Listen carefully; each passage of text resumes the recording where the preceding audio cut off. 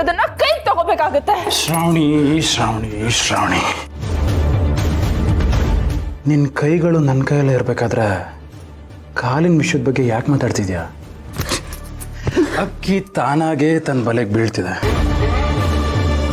ತಾಳಿ ಕಟ್ಟಿ ಅಫಿಷಿಯಲ್ ಆಗಿ ನಿನ್ನನ್ನು ಮದುವೆ ಆಗಿ ಮುಟ್ಟೋಣ ಅಂತ ಅನ್ಕೋತಿದ್ದೆ.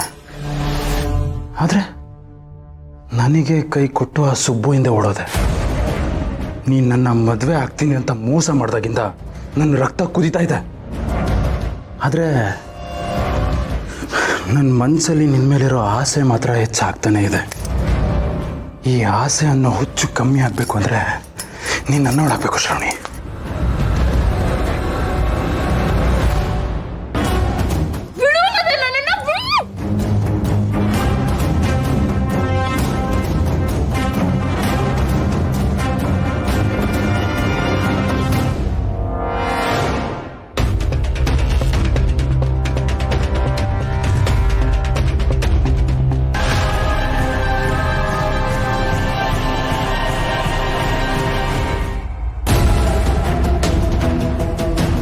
ನೋಡಿದ್ಯಾ ಶ್ರಾವಣಿ, ಇಷ್ಟೇ ನಿನ್ನ ಕೈಲಾಗೋದು.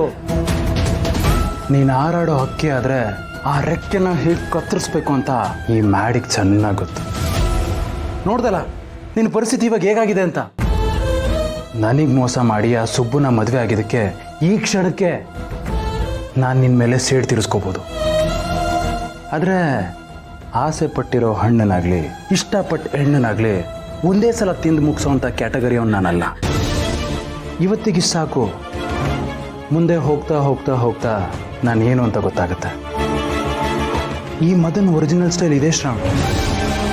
ಮತ್ತೆ ಮೀಟ್ ಮಾಡೋಣ. ಇವಾಗ ಹೊರಡು.